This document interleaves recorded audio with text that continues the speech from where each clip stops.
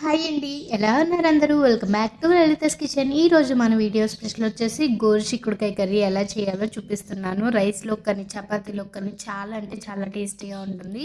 సింపుల్గా కుక్కర్లో ఒక 10 మినిట్స్లో అయిపోయేటట్టు ఎలా చేయాలో చూపిస్తాను. వచ్చేసేయండి నా స్టైల్లో. ముందుగా ఒక చిన్న ప్యాన్ తీసుకుని అందులో ఒక 2 స్పూన్స్ వరకు వేరుశెనగ గుళ్ళు వేసుకుని మీడియం టు లో ఫ్లేమ్లో పెట్టుకుని ఇవి బాగా వేయించుకోండి.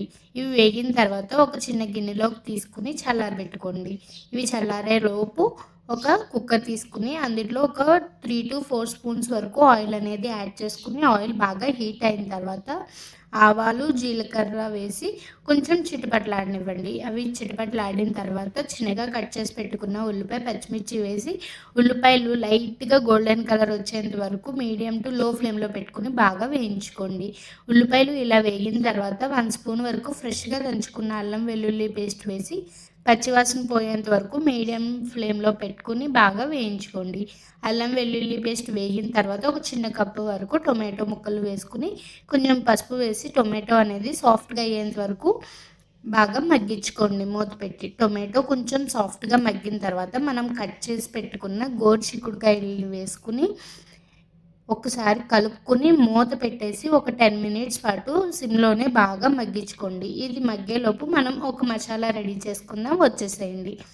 ఒక చిన్న మిక్సీ జార్ తీసుకుని అందులో మనం వేయించి పెట్టుకున్న వేరుశెనగ గుళ్ళు వేసుకుని ఇందులోనే 5 నుంచి 6 వరకు వెల్లుల్లి రెబ్బలు, అలాగే ఒక 2 స్పూన్ల వరకు ఎండు కొబ్బరి పొడి ఉంటే వేసుకోండి. మీ దగ్గర ఎండు కొబ్బరి పొడి లేకపోతే ముక్కలైనా వేసుకోవచ్చు, ఏమి ఇబ్బంది లేదు. ఇందులోనే 1 స్పూన్ వరకు కారం, అలాగే మీ రుచి తగినంత ఉప్పు వేసుకుని ఇలా మెత్తగా బ్లెండ్ చేసుకుని పక్కన పెట్టుకోండి.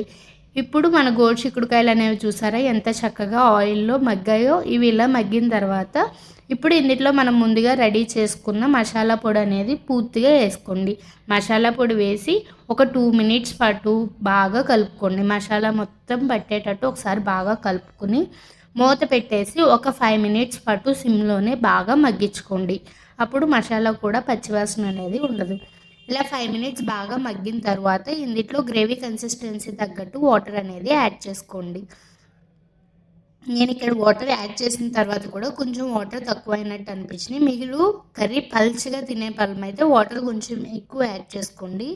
లేదంటే కొంచెం గ్రేవీకి తగ్గట్టు వాటర్ యాడ్ చేసుకుని విజిల్ పెట్టేసి మీడియం ఫ్లేమ్లో ఒక 3 to 4 విజిల్స్ వచ్చేంత వరకు కుక్ చేసుకుని కుక్కర్లో నుంచి ప్రెషర్ మొత్తం పోయిన తర్వాత మూత ఓపెన్ చేసి చూస్తే మన గోరుచిక్కుడుకాయ కర్రీ అనేది రెడీ అయిపోతుంది. ఆల్మోస్ట్ చూసారా చిక్కుడుకాయలు కూడా ఎంత చక్కగా ఉడికిపోయినాయో.